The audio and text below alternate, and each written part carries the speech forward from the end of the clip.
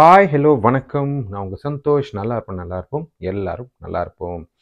நம்மளோட இன்னைக்கு வந்து மூவி, அதாவது ஓடிடி மூவி ரிவ்யூ.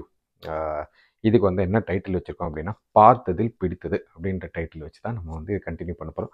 வாங்க வீடியோக்குள்ளே போகலாம். போன வாரம் வந்து நான் வந்து கிட்டத்தட்ட ஒரு 7 படமும் ஒரு வெப் சீரிஸும் பார்த்தேங்க. அதை பற்றி தான் நம்ம இன்னைக்கு பேச போகிறோம். அந்த 7 படத்துலேயும் ஒரு வெப் சீரிஸ்லேயும் எனக்கு பிடித்ததான ஒரு 3 படம். வாவ்! நீங்கள் கண்டிப்பாக பார்த்தே ஆகணும் அப்படின்ற படத்தை பற்றியும் பேசலாம். ஒரு சில சவாலும் வைக்கிறேன். நான் வந்து சூப்பர் ஸ்டார் ரஜினிகாந்துக்கோ, இல்லை கமல்ஹாசனுக்கோ, இல்லை வந்து பெரிய பெரிய சூப்பர் ஸ்டார்ஸ்க்கெலாம் ஒரு சவால் ஒன்று வைக்கிறேன்.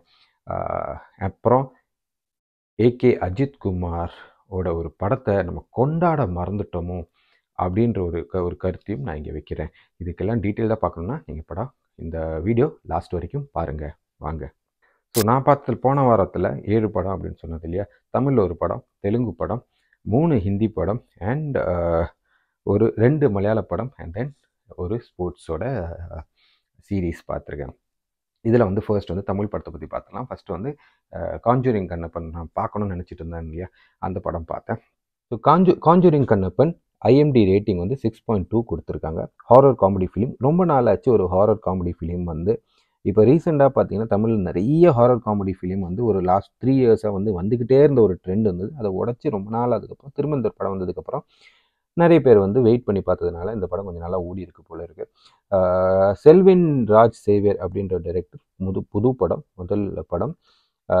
ஏஜிஎஸ் என்டர்டெயின்மெண்ட் வந்து ப்ரொடியூஸ் பண்ணியிருக்காங்க. சதீஷ், ரெஜினா, நாசர், சரண்யா, விடிவி கணேஷ், ரெடன் கிங்ஸ்லி நடிச்சிருக்காங்க. இவங்க மட்டும்தான் இந்த படத்துல இருப்பாங்க. நீங்கள் இந்த படத்தில் நிறைய பேரை பார்க்கவே முடியாது. ஒரு கொஞ்சம் பேர் தான் இருப்பாங்களே இந்த படத்தில். அண்ட் யுவன் மியூசிக் அந்த அளவுக்கு ஸ்கோப் இல்லை அவருக்கும். டிஓபிஎஸ் யுவா, எடிட்டிங் பிரதீப் இ ராகவ். இதில் என்ன ஒரு அதிசயம்னா, செப்டம்பர் 2023 அனௌன்ஸ் பண்ண இந்த படம் செப்டம்பர் 2023 ரிலீஸே ஆகிடுச்சுங்க. டிசம்பர் 2023 ரிலீஸே ஆகிருக்கு. ஸோ அந்த அளவுக்கு ஒரு குயிக்காக எடுத்த ஒரு படம். இந்த படத்தை இன்டெப்த்தாக எதுவும் சொல்கிறதுக்குள்ள ஒரு நல்ல ஒரு காமெடி படம். கண்டிப்பாக பாருங்கள். ரெண்டாவதாக நான் சொல்லணும்னு நினச்ச படம் வந்து ஹாய் நானா. இது வந்து தெலுங்கு படம் தான், ஆனால் நான் தமிழ் டப்பிங்கில் தான் பார்த்துருக்கேன். வாவ்! அதாவது இந்த மிருணாளினி தாக்கூரை வந்து உண்மையிலேயே வந்து ரொம்ப பிடிச்சி போகுதுங்க. சீதாராமே வந்து அவ்வளோ ஒரு க்ளோஸ் டு ஹார்ட்டாக இருக்கும். அவ்வளோ ரொமான்டிக்காக லவ்வாக சூப்பராக இருக்கும். இது வந்து அதே மாதிரியே இருக்குது. அந்த அளவுக்கு இருக்கா அப்படின்னும் போது தெரியல. பட் ஆனால் உண்மையிலேயே அந்த அளவுக்கு ஈக்குவலாக ஈடு கொடுக்குற மாதிரி ஒரு படம் தான் இது. இந்த படத்துக்கு வந்து 8.3 வந்து ஐஎம்டி ரேட்டிங் கொடுத்துருக்காங்க. நானி, முன்னாள் தாக்கூர், ஜெயராம், கீரா கண்ணா, அங்கட் பேடி இவங்கெல்லாம் நடிச்சிருக்காங்க. டைரக்டர் அகெயின் ஒரு புதுமுக டைரக்டர். அவரோட டெபியூட் படம் தான் ஷௌர்யூவ் அப்படின்ற ஒருத்தரோட படம். அகெயின் இந்த படம் கண்டிப்பாக நீங்கள் வந்து பார்க்கணும். நல்ல ஒரு ஃபீல் குட், பயங்கரமான ஒரு ஒரு ரொமான்டிக், அதே டைமில் சென்டிமெண்ட், பாசம், அப்பா ஒரு அப்பா பொண்ணு, அம்மா பொண்ணு, அப்பா அம்மா, லவ்வர்ஸ், அந்த மாதிரி நிறைய ஒரு ஒரு காம்பினேஷன்ஸ் இருக்கும். கண்டிப்பாக நீங்கள் பார்க்கலாம். இது நிறைய நீங்கள் முன்னாடியே பார்த்த படங்கள், பார்த்த கதையோட இதுவாக இருந்தாலும் பார்க்க போர் அடிக்காமல் அப்படியே வாவ் அப்படியே பார்த்துக்கிட்டே உட்காரலாம் அப்படின்னு தான் தோணுச்சு எனக்கு. அடுத்ததாக வந்து நான் இப்போ சொல்ல போகிற படம் வந்து மலையாள படம். 2 படம் பார்த்தேன். அதில் ஃபஸ்ட்டு படம் நான் வந்து தோல்வி எஃப்சி அப்படின்ற ஒரு படம் பார்த்தேன். எட் அனதர் படம். இப்போ தோல்வி எஃப்சி ஐஎம்டி ரேட்டிங் 6.3 கொடுத்துருக்காங்க. ஜார்ஜ் கோரா அப்படின்றவர் தான் இதை வந்து டைரக்ட் பண்ணியிருக்காரு. அவரோட செகண்ட் ஃபிலிம். அவர் இந்த படத்தில் நடிக்கவும் செஞ்சுருக்காரு. ஷரஃபுதீன், இது நான் முன்னாடியே சொல்லிப்பேன், ஷரஃபுதீன் வந்து ஒரு ஒரு சூப்பர்பான ஒரு ஆக்டராக மாறி வரார். எனக்கு தெரிஞ்சு திலீப் முன்னாடி எப்படி நடிச்சிருந்தாரோ அந்த ஒரு ஸ்டேஜுக்கு ஷரஃபுதீன் வந்தால் வரலாம். நல்ல ஒரு பெர்ஃபார்மன்ஸ் ஓரியன்டட் ஆக்டராக இருக்கார். ஜானி ஆண்டனி அகெயின் நிறைய அப்பா ரோல்ஸ் எடுத்து பண்ணிக்கிட்டு இருக்காரு. அண்ட் சூப்பர்பாக பண்ணுறாரு அப்படின்னு தான் சொல்லணும். ஆஷா மடத்தில் மீனாட்சி ரவீந்திரன் எல்லாருமே அவங்கவுங்க ரோலை சூப்பர்பாக பண்ணியிருப்பாங்க. ஒரு ஒரு பயங்கரமான ஒரு படம் கிடையாது, ஆனால் ஒரு ஃபீல் குட் மூவி. நல்லாயிருக்கும் படம் பார்க்கறதுக்கு. நீங்கள் என்ஜாய் பண்ணுவீங்க அப்படின்னு நான் நம்புகிறேன். அடுத்ததாக நான் சொல்ல வந்த படம் வந்து காதல் தி கோர். 7.8 வந்து ஐஎம்டி ரேட்டிங் கொடுத்துருக்காங்க இதுக்கு.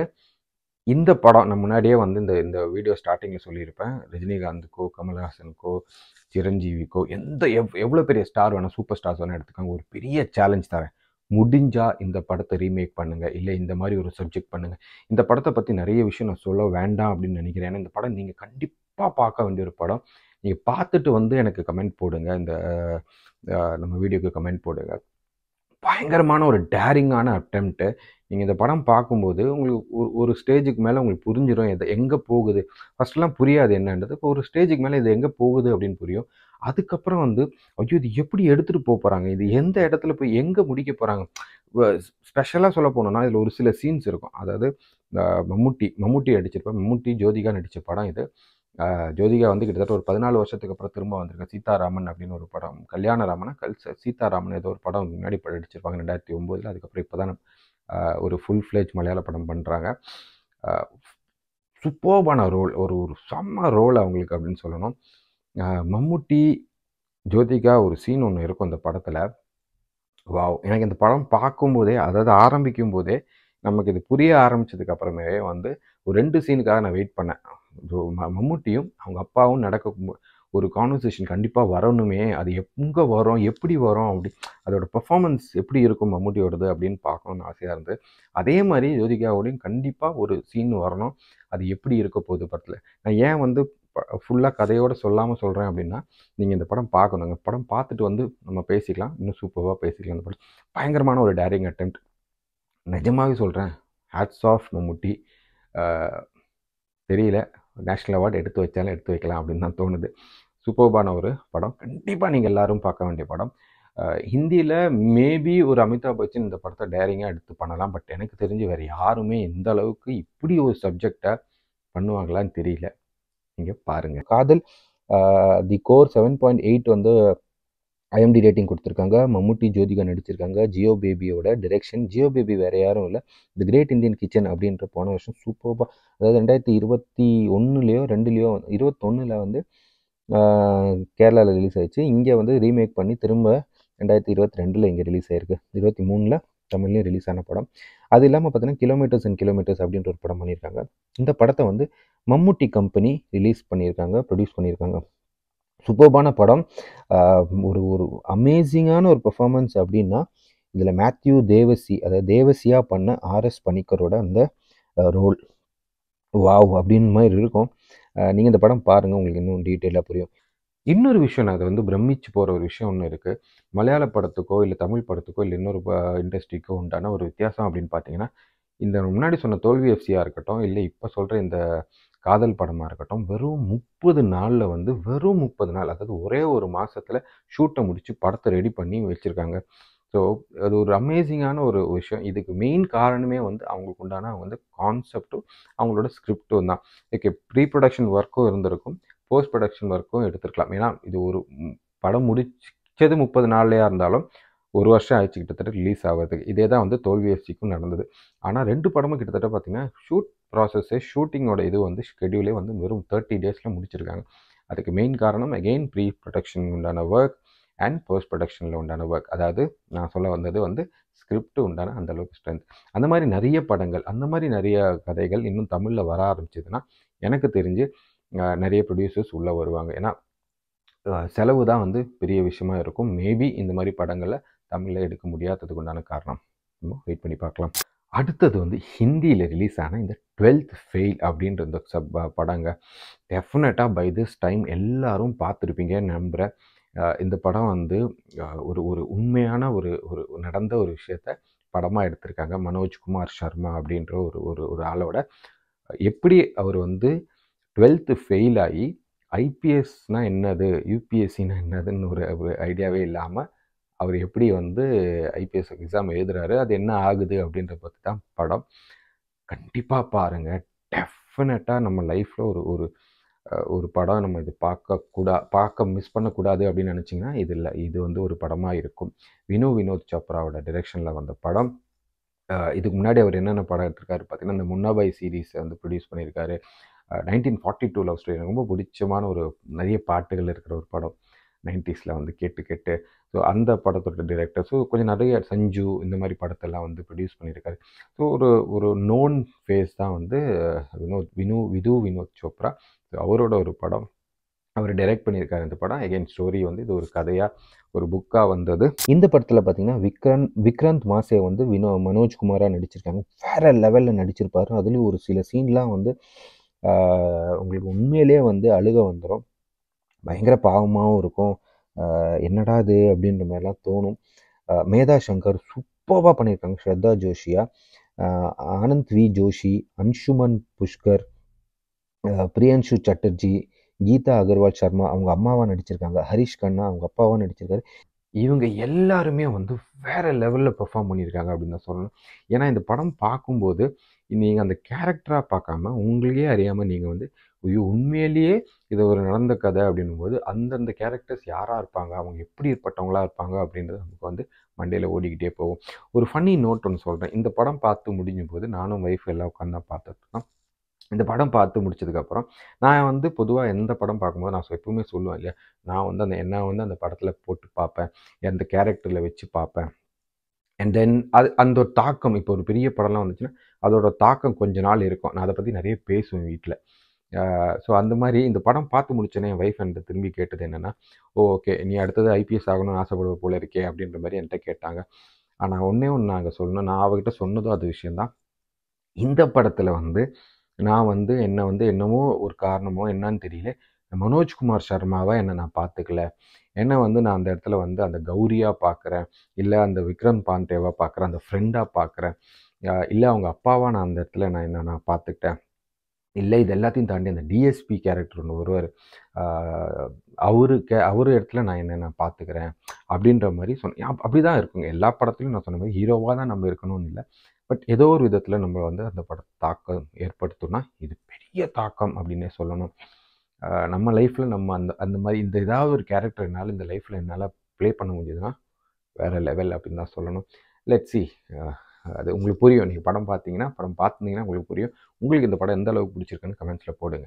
அடுத்ததாக நம்ம பார்க்க போகிற படம் வந்து டைகர் 3, சல்மான் கானோட டைகர் 3 அப்படின்ற படம். ஐஎம்டி ரேட்டிங் 6.6 கொடுத்தாங்க. நான் வந்து பெரிய சல்மான் கான் ஃபேன் கிடையாது.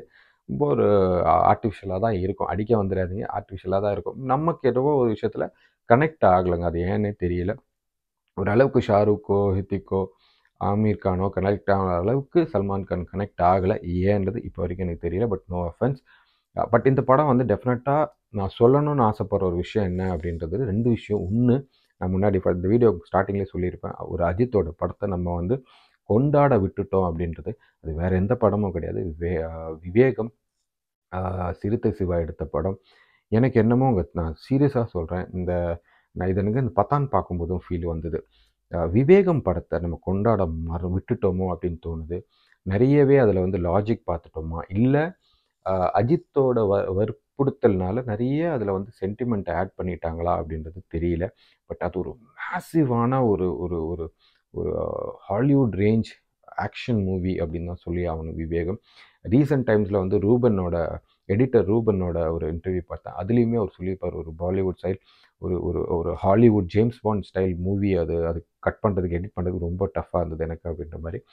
ஸோ எனக்கு இந்த படம் பார்க்கும்போது அந்த படத்தோட தான் எனக்கு வந்து ரொம்ப ரிலேட் பண்ணிக்க முடியுது. அந்த படம் அதுதான் சொல்கிறேன், லாஜிக்கெல்லாம் விட்டு அந்த படத்தை கொண்டாடினோன்னா அந்த சீரீஸ்லேயே நிறைய படங்கள் வர்றதுக்கு உண்டான வாய்ப்புகள் இருந்திருக்கலாம். ஏன் அதை பற்றி சொல்கிறேன் அப்படின்னா, இந்த டைகர் 3 வந்து இது வந்து YPF ஸ்பை சீரீஸ் அப்படின்ற ஒன்று, யூனிவர்ஸ் அப்படின்ற மாதிரி ஒரு டேக்லைனில் போயிட்டு கிட்டத்தட்ட ஒரு 6 படம் வந்துச்சுன்னு நினைக்கிறேன். டைகரில் ஆரம்பித்தாங்க. YRF ஸ்பை யூனிவர்ஸ் அப்படின்றது இந்த சீரீஸ் வந்து பார்த்திங்கன்னா, நம்ம எப்படி LCU Lokesh Kanagaraj cinematic universe அப்படின்னு சொல்கிறோமோ, இல்லை மார்வல் சொல்கிறோமோ, அந்த மாதிரி ஸ்பை படங்களாக வந்து வர ஒரு வரிசையில் வர படங்கள் இது. இதை ஆரம்பித்தது வந்து எக்தா டைகர் 2012. அதுக்கப்புறம் பார்த்தீங்கன்னா டைகர் ஜிந்தா ஹே அப்படின்ற படம் இதுக்கு பேக்வா சீக்குவலாக வந்தது. அதுக்கு அடுத்தது பார்த்திங்கன்னா வார் அப்படின்னு இவர் வந்தார் இதுக்குள்ளே. இதே ஃபஸ்ட்டு 2 படமும் பார்த்திங்கன்னா சல்மான் கான். அதுக்கப்புறம் வார் வந்து ஹித்திக் ரோஷன் இந்த படத்துக்குள்ளே உள்ளே வந்தார், அதாவது இந்த யூனிவர்ஸ்குள்ளே வந்தார். அப்புறம் பத்தான் அப்படின்ற படத்தில் ஷாருக் கானும் இந்த யூனிவர்ஸ்குள்ளே வந்துட்டார். இப்போ பார்த்தீங்கன்னா ஹிந்தி படத்தில் மெயின் 3 பேர் வந்து இந்த யூனிவர்ஸுக்குள்ளே கொண்டு வந்திருக்காங்க. இன்ஃபேக்ட் நீங்கள் பத்தான் பார்த்துருந்தீங்கன்னா ஷாருக் கான் படத்துலையும் நடுவில் டைகர் உள்ள ஒரு சீனுக்கு வந்துட்டு போயிருப்பார், அதாவது சல்மான் கான் ஒரு சீனுக்கு வந்துட்டு போயிருப்பார். இப்போ இந்த டைகர் 3லையுமே வந்து ஷாருக் கான் வந்து ஒரு சீனில் நடுவில் வந்துட்டு போயிட்டு இருப்பாங்க. ஒரு செம்மையான சீனு, அது சூப்பராக இருக்கும். ஃபைட்லாம் வந்து வேறு லெவலில் வந்து எடுத்திருப்பாங்க. அந்த சீரீஸ்க்கு அவர் வந்திருப்பார். இப்போ அடுத்தது பார்த்திங்கன்னா வார் 2 இந்த வருஷம் ரிலீஸ் ஆகுது. 2024 25 ரிலீஸ் ஆகுது. அதுக்கு அடுத்தது டைகர் vs பத்தான் அப்படின்னும் போது சல்மான் கானும் ஷாருக் கானும் அகெயின்ஸ்டாக இருப்பாங்க. நீங்கள் வந்து இந்த மார்வல் அதெல்லாம் படம் பார்த்துருந்தீங்கன்னா, மார்வலில் தெரிஞ்சிருக்கும். Captain America versus iron man அப்படின்ற மாதிரிலாம் நடுவில் வந்தது இல்லையா? அது வந்து பயங்கரமான ஒரு இதை கொண்டாட வைக்கும். எனக்கு இது நான் சொல்லும்போது, நான் வந்து பெரிய இங்கிலீஷ் மூவி ரசிகன் கிடையாது. நான் வந்து ஆஃப் லேட் 2016, 17, 18ல தான் வந்து இந்த மார்வல் அப்படின்லாம் இருக்கின்றது. அது வந்து ஒரு சீரியஸான படங்கள், ஒரு யூனிவர்ஸ் படம் அப்படின்றதெல்லாம் வந்து எனக்கு அப்போ தான் தெரிஞ்சுது. ஏன்னா ஏதோ ஒரு படம் வந்து அது படம் பார்க்கணும் அப்படின்னு ஆசைப்படும்போது, என்னோட ஒய்ஃபோட தங்கச்சி தான் வந்து, "இல்ல இது வந்து ஒரு பெரிய யூனிவர்ஸ் மாரி இருக்கும். லைனா நெறைய படங்கள் இருக்கும். இதெல்லாம் பார்த்தீங்கன்னா, உங்களுக்கு கனெக்ட் கனெக்ட் த டாட்ஸ் போட்டீங்கன்னா, உங்களுக்கு இன்னும் கிளியரா புரியும்." எனக்கு தெரிஞ்சு எண்ட் கேம் டைம்னு நெனைக்கிறேன். எண்ட் கேம் டைமோ, அதுக்கு முன்னாடி வர சீரிஸ் டைம்லயோ படம் பார்க்கும்போதோ, "இதெல்லாம் பாருங்க" அப்படின்னு சொல்லி ஒரு 16 படமோ, 12 படமோ குடுத்தா, லைனா உட்காந்து எல்லா படத்தையும் பார்த்ததுக்கப்புறம் தான் எண்ட் கேமு. அதுக்கப்புறம் அதுக்கு உண்டான ஒரு பைத்தியமாயிட்டேன். ஸோ இதில எனக்கு என்ன கேள்வி வந்தது அந்த படம்லாம் பார்க்கும்போது அப்படின்னும்போது, ஏன் நம்ம தமிழ் சினிமாலயோ, இல்ல இந்தியன் சினிமாஸ்லயோ அந்த மாரி ஒரு அட்டெம்ப்ட்டே பண்ணல அப்படின்ற மாரி பயங்கரமான ஒரு கஷ்டம் வந்தது. வந்தது 1 அண்ட் 2லாம் வந்திருக்கும். பட் ஒரு யூனிவர்ஸ் மாரி ஏன் படம் எடுக்க முடியல? நானே வந்து நெறைய கான்செப்ட் யோசிச்சு சிம்பிள்ங்க எல்லாத்தையும் விட்டுருங்க. மணிரத்னம் சார் சொன்ன மாரி 2 பெரிய எபிக் மகாபாரதம், ராமாயணம். இத தாண்டி நம்மளால படமே பண்ண முடியாது. இல்ல இதுக்குள்ள நம்ம கை வச்சாலே நெறைய படங்கள், நெறைய கதைகள் வரும். ஒரு ஒரு மகாபாரதம் மாரி ஒண்ணு எடுத்துக்கிட்டிங்கன்னா, 5 பேர் அந்த டாப் 5ல வந்து தனித்தனியா ஒரு படம் எடுத்துட்டு அவன கொண்டு வரலாம். தெரியல. எனக்கு கல்கி என்ன மாரி ஒரு ப்ராஜெக்ட்ன்னு தெரியல. எனக்கு கல்கி மாரி ஒரு ப்ராஜெக்ட் என் மண்டையில ரொம்ப வருஷமா ஓடிக்கிட்டு இருக்க ஒரு விஷயம். ஆ தெரியல. நான் இது வந்து நல்ல டைரக்டர்ஸ், ரைட்டர்ஸ் இருந்தா கமெண்ட்ஸ் போடுங்க. வி கேன் டிஸ்கஸ் ஒரு ஒரு நல்ல ப்ராஜெக்ட்ட வந்து நான் ஒன் லைனர் சொல்றேன். நீங்க முடிஞ்சா ஸ்கிரிப்ட் எடுத்து படமா பண்ணுங்க. ஏன் வேஸ்ட்டா போகணும் அப்படின்றது என்னோட எண்ணம். அடுத்ததா நான் சொல்ல போறது வந்து 3 ஆஃப் அஸ் அப்படின்ற ஒரு ஹிந்தி படம். இந்த படம் வந்து ஒரு பக்கா அவார்ட் மூவி அப்படின்னு தான் சொல்லணும். உங்களுக்கு இந்த ஸ்லோவா போற படம்லாம் பிடிக்கும் அப்படின்னா பார்க்கலாம். பயங்கர ஸ்லோ, பயங்கர இதுதான். பட் டெஃபினட்டா வந்து ஒரு டச்சிங்கான ஒரு படமா இருந்தது எனக்கு. என்ன பொறுத்தவரைக்கும் உங்களுக்கு அது மாரி படம் பிடிக்கும்னா கண்டிப்பா பாருங்க. அதாவது கிட்டத்தட்ட சொல்லணும்னா ராம் அப்படின்ற அந்த படம் நம்ம ராம்ன்ற பாரு 96 அந்த படத்துல அதே கதைய இன்னொரு 10 வருஷத்துக்கு அப்புறம், அதாவது அந்த படத்த யோசிச்சு பாருங்க. 96ல இன்னொரு 10 வருஷத்துக்கு அப்புறம், அ த்ரிஷா வந்து அவங்க ஃபேமிலியோட, அதாவது அவங்க ஹஸ்பண்டோட வந்து அந்த ஸ்கூல் பக்கம் வந்து விஜய் சேதுபதிய தேடுனா எப்படி இருந்திருக்கும்? அந்த மாரி தான் இந்த படம். பட் அதுல வந்து த்ரிஷாக்கு ஒரு நோய் இருக்கு. இவ்வளோதாங்க படம். முடிஞ்சா இன்ட்ரெஸ்ட் இருந்தா பாருங்க. பட் ஆனா கொஞ்சம் ட்ராகிங்கா, அதாவது ஒரு அவார்ட் படம் எப்படி போகுமோ அந்த மாரி தான் போகும். எனக்கு அது ஆனா ரொம்ப புடிச்சிருந்தது. இதை தாண்டி கடைசியா நான் சொல்லப் போறது வந்து captains of the world. Okay. ஃபைனலா நான் சொல்லணும்னு நினைக்கிறது, football lovers, sports lovers, football lovers இந்த சீரிஸை கண்டிப்பா பாருங்க. நெட்ஃப்ளிக்ஸ்ல இருக்கு. கேப்டன்ஸ் ஆஃப் த வேர்ல்ட் அப்படின்ட்டு IMDb ரேட்டிங் 8.5 கொடுத்துருக்காங்க. இது வந்து எப்படி சொல்றதுன்னு தெரியல. அதாவது போன வருஷம் நடந்த வேர்ல்டு கப்புக்கு, அந்த football world cup, Qatar football world cup நடந்த ஒரு அதை ஃபுல்லாவே படமா எடுத்திருப்பாங்க. ஒரு ஃபுல் வேர்ல்டு கப்பை வந்து நம்ம இந்த இந்த இந்த ஒரு 5 எபிசோடோ 6 எபிசோடோ வரும். அதில் பார்த்த மாதிரி உங்களுக்கு ஃபீல் வரும். சூப்பர்பா இருக்கும். பயங்கர ட்ராமேட்டிக்கா இருக்கும். வேற லெவல் ஃபீல் இருக்கும். ஒரே வார்த்தை தானே அதில போட்டிருக்கோம். வாவ்! 4.5 horse of wow! அப்படின்னு மாரி போட்டிருக்கு. 4 1/2 மணி நேரம் வரும் அது எபிசோட்ஸா. வேற லெவல் ஃபீல் இருக்கும். எனக்கு வந்து உண்மையிலேயே நெறைய இடத்துல அதாவது ஃபைனல்ல அந்த லாஸ்ட் இதுலலாம் வந்து கண்ணு கலங்கிட்டேன். போன வருஷம் நடந்த அந்த ஃபைனல வந்து நான் ரொம்ப பயங்கரமா வந்து ஃபாலோ பண்ணிக்கல. அங்கங்க மேட்ச் பார்ப்பேன். அங்கங்க ஸ்கோர் அப்டேட் பண்ணுவேன். பட் ரொம்ப பயங்கரமா ஃபாலோ பண்ணிக்கல. பட் இது பார்க்கும்போது எங்க அப்பாவ ரொம்ப மிஸ் பண்ணேன். எங்க அப்பா இருந்திருந்தா இன்னும் சூப்பரா இருக்கும் அப்டின்ட்டு பயங்கரமா ஃபீல் பண்ணேன். அர்ஜென்டினாவோட ஒரு தீவிர ரசிகர் அவரு. பயங்கரமான வெறியன் அவரு. அர்ஜென்டினா. அவரோட அந்த ஃபுட்பால் லவ் தான் வந்து எங்களுக்கெல்லாம் வந்தது. இன்னமும் நான் சொல்லுவேன் 98 வேர்ல்டு கப்லலாம் வந்து 12:30 மணி, 1 மணிக்கு நைட்டு எல்லாரையும் எழுப்பி நாங்கலாம் உட்காந்து கிட்டத்தட்ட ஒரு 20, 30 பேர் வந்து எங்க வீட்ல உட்காந்து மேட்ச் பார்ப்போம். ஸோ அவர தான் ரொம்ப மிஸ் பண்ணேன். ஏன்னா அந்த அந்த சீன் நீங்க பார்க்கணும். ஃபைனல்ஸ வந்து காமிச்சிருப்பாங்க. ஃபைனல்ஸ் மட்டுமே வந்து ஒரு படமா எடுத்திருந்தாலே அவ்வளோ சூப்பரா இருந்திருக்கும். ஒரு வாவ்! இவ்வளோ சூப்பராவா இருந்தது ஃபைனல்ஸ் அப்படின்னும்போது, நம்ம இங்கேருந்து பார்க்கும்போது இன்னும் சூப்பரா இருக்கு. இந்த படமா பார்க்கும்போது இன்னும் சூப்பரா கண்டிப்பா பாருங்க. அடுத்தது வந்து அடுத்த வாரத்துக்கு வந்து பிரேக் பாயிண்ட் திரும்ப வந்திருக்கு. அத பார்க்க ஆரம்பிச்சிருங்க. அ அது சூப்பரா இருக்குங்க. டென்னிஸோட மூவி. 4 கிராண்ட் ஸ்லாம், டென்னிஸோட 4 கிராண்ட் ஸ்லாம பத்தி அப்படியே தொடர்ச்சியா ஒரு சீரிஸா எடுத்து Netflixல போடுவாங்க. சூப்பர்பான ஒரு இதுக்கப்புறம் அடுத்த வாரத்துலேருந்து என்னால வந்து இவ்வளோ படங்கள் பார்க்க முடியுமான்னு தெரியல. நான் வேலைக்கு போக ஆரம்பிச்சிட்டேன் நெக்ஸ்ட் வீக்லேருந்து. பட் டெஃபினட்டாக பார்த்ததில் பிடிச்ச படங்கள் உங்களுக்கு ஷேர் பண்ணுறேன். நீங்களும் பாருங்கள். ஸோ நம்மளோட இது ரிவ்யூ கிடையாது. திரும்பவும் ஞாபகப்படுத்தணும்னு நான் ஆசைப்பட்றேன். இது ரிவ்யூஸ் கிடையாது. எனக்கு பார்த்ததில் பிடிச்ச படம். அதனால தான் இந்த டைட்டில் வந்து பார்த்ததில் பிடித்தது அப்படின்னு வச்சுருக்கோம். ஓடிடியில் ரிலீஸ் ஆன படங்கள் தான். ஸோ அதனால் நான் ஏதாவது படம் பார்க்கணுன்னு நீங்கள் ஆசைப்பட்டீங்கன்னா கமெண்ட்ஸில் போடுங்க. நல்லா இருந்ததுன்னா கண்டிப்பாக பார்க்குறேன். பார்த்துட்டு உங்களுக்கு நான் அப்டேட் பண்ணுறேன். இன்னொரு வாட்டி சொல்லிக்கிறேன். ரிவ்யூ பார்த்துட்டு படம் பார்க்காதீங்க. படம் பார்த்துட்டு வந்துட்டு ரிவ்யூ பாருங்கள். Thank you guys. Signing off.